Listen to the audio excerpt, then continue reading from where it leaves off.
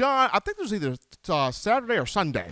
I put up a poll on our YouTube channel for the Crimson Tide Nation. It was a poll about the 2022 Alabama football season and, which matchup is going to have your undivided attention. And the answer choices were, I think I had Texas A&M in there, Texas in there, LSU in there, and Auburn in there. And in 2,000 votes, Texas A&M won overwhelmingly with nearly 80% of the vote. Nearly 80% of people had Texas A&M. Now, when you look at just me personally, I feel like there will be 3 games of the utmost essence. There'll be 3 games where you're going to go, where were you when Bama was on the field playing this team? There'll be some intriguing teams. There'll be some intriguing matchups. There'll be some interesting games. But there'll be 3 games where it's going to have you going, where were you when Bama was on the field playing this particular opponent? And for me, I think those games will be Texas A&M, Texas, and LSU. Those 3. Of course, you can always throw Auburn in there, the rivalry, the Iron Bowl, but I would go Texas A&M, and LSU. And so the reason why Texas A&M first is Bama fans want revenge against Jimbo Fisher. They want revenge against the Aggies. I mean, last summer, Jimbo Fisher was at the Touchdown Houston Club meeting, that ordeal, and a question was thrown to him about, are you going to beat Alabama when Nick Saban retires? Will it take Nick Saban retiring for you to finally beat Alabama? And Jimbo Fisher responds with, no, we're going to beat his butt while he's still there.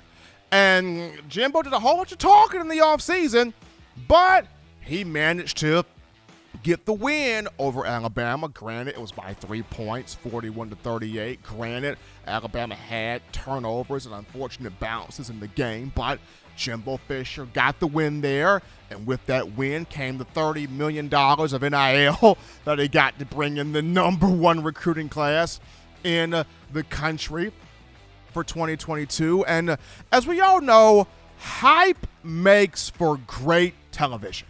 Hype makes for great football. Hype makes for outstanding conversation. Case in point, we all remember when Jimbo Fisher was at Florida State back in 2017. And people are like, oh my goodness, this Alabama-Florida State, this 1-3 season opener in Atlanta. It's going to be the greatest season opener of all time, the GOAT of season openers. Jimbo Fisher's on the same level as Nick Saban. Y'all saw how that game was hyped all the way up. There was so much conversation. And when a game is hyped all the way up, especially when it comes down to media prognosticators putting an opposing team above Alabama, U.S. fans go, oh man, now I got to watch the game. Now I got to get a ticket. Now I got to see this because they're hyping up so-and-so over Alabama. I got to check out this game. We saw this in 2017.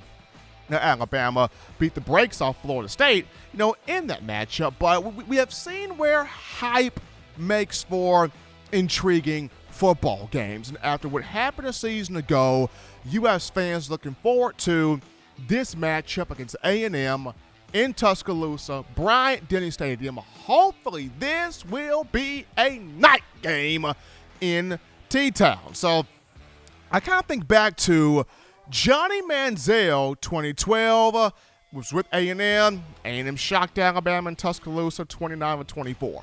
And in the following year, 2013, despite Alabama beating A&M at Kyle Field, 49-42, Johnny Manziel still had some great moments in that game. But the 2014 matchup, remember 2014 where A&M came into Tuscaloosa with all of his hype, and folks were talking about Kenny Hill for Heisman, Kenny Hill. Kenny Hill got beaten like a pinata, and Alabama just beat A&M down 59-0 in that game, and Blake Sims ran haywire. This could be that type of thing this time around, where A&M comes in so much hype after the win a season ago. It comes to Tuscaloosa. Nick Saban, this team has this game circled on the calendar. Just watch. It could be a beatdown in Tuscaloosa between Alabama and A&M, but that's just the first kind of seismic game. Number two, I look at Alabama and Texas, and the reason why is Steve Sarkisian wants to show the Longhorn fan base it made the right move hiring him to the program. And Sarkisian also has two of Alabama's former coaches, well, three of Alabama's former coaches on his staff in Kyle Flood, Jeff Banks, and Bo Davis. And then you look at guys like Keelan Robinson and Jaleel Billingsley, both at Texas. So this is an interesting matchup. You go to Austin, second week of the season. Everybody's going to be talking about this game because it's, if Steve Sarkisian get this win, then it was huge for Texas. They made the right hire. They made the right move. They pulled the right strings, and all of this, conversation going here. So Alabama, Texas, that's going to be a big matchup. That's going to be a fun, intriguing, challenging game early, week 2 of the college football season. Keep your eyes on that one. And I guess the reason why I threw LSU in here as the last one would be with Brian Kelly in here from Notre Dame. People say it's hard to win at Notre Dame.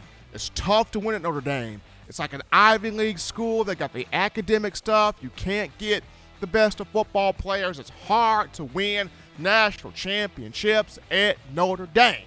So here comes Brian Kelly to the SEC, to LSU, and what are the people saying? Oh, he should be able to win a national championship now. He's at LSU. He's going to have 5-star recruits everywhere. NIL is in here. He's going to get all the opportunity to win at LSU. And now with Jaden Daniels, the transfer quarterback, dual threat quarterback from Arizona State, coming to the Bayou, that's going to create even more headway. Plus, the matchup's going to be at Death Valley Tiger Stadium in Baton Rouge for the upcoming season. So that's why I would look at Texas A&M, Texas, and LSU as the three big seismic matchups here for Alabama. The where were you when this game was being played? Now, Arkansas is going to be an intriguing game. Sam Pittman's done a great job with that program. Ole Miss is going to be a good one with Lane Kiffin still as the head coach, and people are still leery about Pete Golding when he goes up against the best in offensive mind. So Lane Kiffin, that'll be intriguing. Mississippi State should be a bit better this year. I know some of you talked about Utah State's going to be the toughest game. We need to go out here and just beat Utah State down. Make a statement early from the get-go that Bama ain't playing with people.